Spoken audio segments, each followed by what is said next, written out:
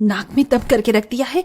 जब देखो अपने घर के बाहर का कूड़ा हमारे घर के बाहर सरका देती है। आज तो मैं इसे छोड़ूंगी नहीं। सरला, ओ सरला, जरा बाहर तो आ।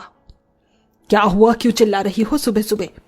कुत्ते की दुम सीधी हो सकती है, लेकिन तेरी आदत नहीं। हर रोज अपने घर के बाहर का कूड़ा मेरे घर के बाहर सरका देती है। मेरा घर क्या तुझे कोई कूड़ेदान दिखाई देता है? पूछ रही हो या बता रही हो? रुक, तुझे तो मैं अभी बताती हूँ। इतना कहकर सुनीता अपने घर के बाहर पड़ा हुआ सारा कूड़ा झाड़ू से सरला के घर के सामने सरका देती है, जिसे देख सरला, तेरी इतनी हिम्मत! देखो देखो बहनों, कितनी गंदी औरत है ये। अपना सारा कूड़ा सबके सामने मेरे घर के बाहर सरका रही है। ये कूड़ा मेरा नहीं है, तेरा है, समझी? क्यों, इस कूड़े पर क्या मेरा नाम लिखा हुआ है? नाम तो नहीं, लेकिन तेरी शक्ल जरूर मिल रही है इस कूड़े से। आस पड़ोस की इस तूतू मैमे को देखने के लिए पूरे मोहल्ले वाले भीड़ लगाकर खड़े हो जाते हैं कि तभी अपनी अपनी पत्नियों को लड़ता देख मनोज और विजय भी वहां आ जाते हैं। अरे सुनीता, ये तुम क्या कर रही हो? देखो कैसे मोहल्ले वाले देख रहे हैं। चलो अंदर चलो। हाँ सरला, तुम भी अंदर चलो। दूसरों को पता नहीं, लेकिन हमें अपनी इज्जत बड़ी प्यारी है। दूसरों से क्या मतलब है? हैं? दूसरों से क्या मतलब है तुम्हारा? हमें क्या शौक है हर रोज लड़ाई करने का? है, तभी तो भाभी जी मेरी पत्नी से रोज लड़ने के लिए आ जाती हैं। इन्हें तो हर रोज कोई ना कोई लड़ने का बहाना चाहिए होता है। कहा मनोज और विजय अपनी अपनी पत्नियों को चुप कराने के लिए आए थे और अब वो दोनों ही लड़ बैठते हैं। दोस्तों, ये है एक बड़े से शहर का छोटा सा मोहल्ला। इस मोहल्ले का नाम शांति मोहल्ला है, लेकिन ये मोहल्ला बिल्कुल भी अपने नाम की तरह नहीं है। आए दिन किसी न किसी पड़ोसी की आपस में हर छोटी छोटी बातों को लेकर तू तू मैं शुरू हो जाती है, जिसका एक नजारा तो आपने सामने देख लिया। तो आइए इस कहानी में आगे बढ़ते हैं और बाकी पड़ोसियों की तू तू मैं भी देख लेते हैं। ये साड़ी बहन जी बिल्कुल फ्रेश माल है। इस बार सबसे पहले सीधा आपके मोहल्ले में आया हूँ। वैसे इस बार की साड़ियां हैं तो बड़ी सुंदर भैया। वो जरा गुलाबी वाली साड़ी तो दिखाना। ये लीजिए। अरे वाह, ये तो कितनी सुंदर लग रही है। भैया इसे पैक कर दीजिए। भैया ऐसी ही साड़ी एक मेरे लिए भी पैक कर दीजिए, मुझे भी ये बहुत पसंद आई है। लेकिन बहन जी, ये तो मेरे पास सिर्फ एक ही साड़ी बची है। तो कोई बात नहीं भैया, ये साड़ी आप मुझे दे दीजिए। एक मिनट, ऐसे कैसे दे दीजिए? ये साड़ी पहले मैंने पसंद की थी। पसंद ही तो की थी, कौन सा तुमने इसके पैसे दे दिए थे? भैया चुपचाप से साड़ी मेरे लिए पैक कीजिए और ये रखिए इसके पैसे। खबरदार भैया, जो आपने इससे पैसे लिए, पहले मैंने पसंद की थी तो ये साड़ी तो मैं ही लूंगी। माधवी को जो चीज एक बार पसंद आ जाती है तो वो उसे लेकर ही रहती है। भैया ये साड़ी 200 की है ना, तो मैं आपको इसके 300 देती हूँ। भैया मैं 350 दूंगी। मैं पूरे 500 देती हूँ। मैं पूरे 600 दूंगी। अपनी सस्ती से साड़ी की इस तरह बौनी लगता देख साड़ी वाले के मन में तो मानो लड्डू ही फूटने लग जाते हैं। माधवी और सीमा लड़ते लड़ते उसे 200 रुपए की साड़ी का दाम 1000 रुपए कर देती है। क्यों, अब नहीं बढ़ाओगी साड़ी का दाम? ये लो भैया 1000 रुपए। देखा, ये साड़ी तो मेरी ही हुई। सीमा उस 200 रुपए की साड़ी को 1000 रुपए में खरीद काफी ज्यादा खुश होती है, जिसे देख माधवी सीमा पर हंसने लगती है। तुम्हें क्या हुआ? तुम इस तरह हंस क्यों रही हो? तुम्हारी बेवकूफी पर हंसू नहीं तो और क्या करूं? इस मामूली सी साड़ी को तुमने 1000 रुपए देकर खरीदा है और मुझे तो ये साड़ी खरीदनी ही नहीं थी। मैं तो बस तुमसे पिछली बार का बदला ले रही थी। तुम्हें याद है ना, जब हम पिछले हफ्ते सब्जी ले रहे थे और सब्जी वाले के पास सिर्फ 1 किलो भिंडी बची थी, तो कैसे तुमने इसी तरह उस 100 रुपए की भिंडी को मुझे 600 में लेने में मजबूर किया था। इसलिए आज मैंने भी वही किया और तुमने 200 की साड़ी के 1000 रुपए दिए हैं। ये कहते हुए माधवी सीमा पर जोर जोर से हंसने लगती है और अपने घर के अंदर चली जाती है। इस सीमा की बच्ची ने मेरा पोपट बना दिया, मैं इसे छोड़ूंगी नहीं। पछताए होत क्या जब चिड़िया चुग गई खेत। समय गुजरता है और इसी तरह हर दिन इस शांति मोहल्ले में किसी न किसी की इसी तरह तू तू मैं होती रहती है। ऐसे ही एक दिन, आशु तू आउट हो गया है, चुपचाप से अपनी बाजी दे वरना तू हमारे साथ नहीं खेलेगा। अरे मैं कहाँ आउट हुआ हूँ, तुम लोग झूठ कह रहे हो, मैं आउट नहीं हूँ।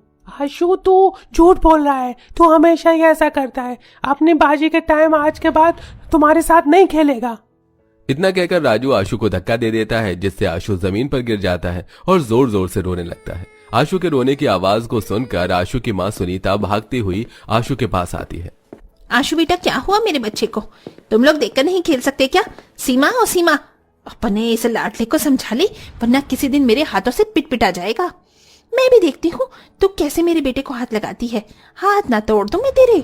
हाथ तो मैं तेरे बेटे की तोड़ूंगी। इसकी हिम्मत कैसे हुई मेरे बेटे को धक्का देने की। एक बार फिर दोनों पड़ोसन सीमा और सुनीता अपने दोनों बच्चों की वजह से लड़ने लगती हैं। लेकिन जिन बच्चों के लिए दोनों मां लड़ रही थीं, वो बच्चे तो दोबारा से एक साथ खेलने लगते हैं, लेकिन उनकी लड़ाई बंद नहीं होती और ऐसे ही समय गुजरता रहता है।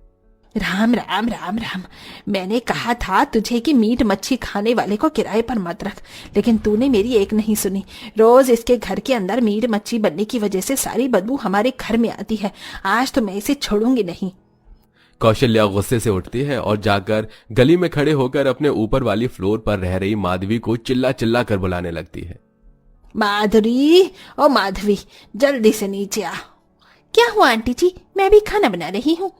खाना गया भाड़ में, तू जल्दी नीचे आ। अपने मकान मालिक कौशल्या की बात सुनकर माधवी गैस बंद करती है और नीचे आ जाती है। क्या हुआ आंटी जी, क्यों चिल्ला रही हो आप? आज तो मैंने मोटर भी टाइम से बंद कर दी थी। तुझे मैंने घर देने के समय ही कह दिया था कि जब तक तू मेरे इस घर में है तू मीट मच्छी नहीं बनाएगी। तो तेरी हिम्मत कैसे हुई मीट मच्छी बनाने की? आप कह तो ऐसे रही हो जैसे इस पूरे मोहल्ले में एक मैं ही खाती हूँ मीट मच्छी। अरे आपका बेटा भी मीट मच्छी खाता है, घर में ही वो बड़ा पुजारी बनता है, लेकिन मैंने खुद उसको बिरयानी की दुकान पर देखा था। नीरज, ये क्या कह रही है? जवाब दे मुझे। अब कैसे जवाब देंगे भाई साहब जब इनकी पोल पट्टी ही खुल गई है। हर रोज की तरह फिर से इस मोहल्ले में इन लोगों की तू तू मैं शुरू हो जाती है।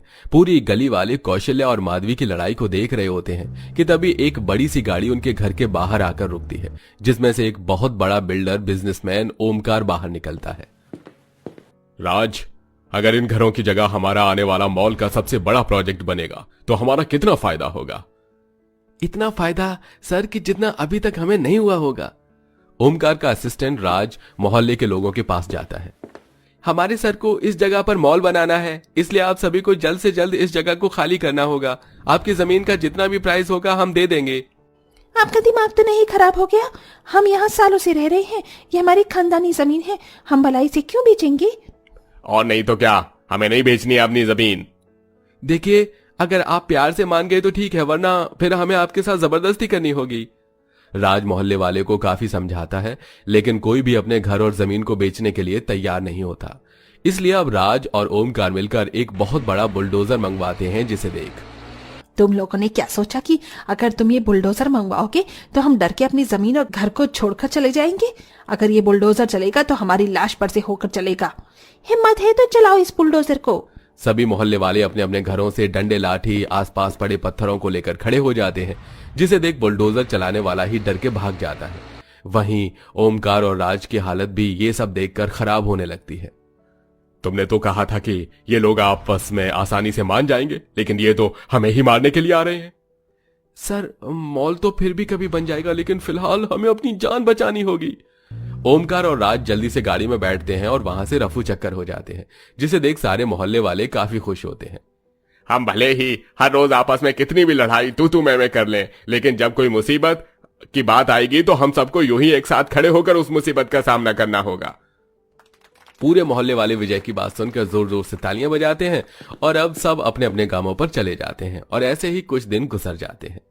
हे भगवान, इस सुनीता का तो परमानेंट कोई ना कोई इलाज निकालना होगा, वरना ये तो मेरे घर को कूड़ेदान ही बनाकर मानेगी।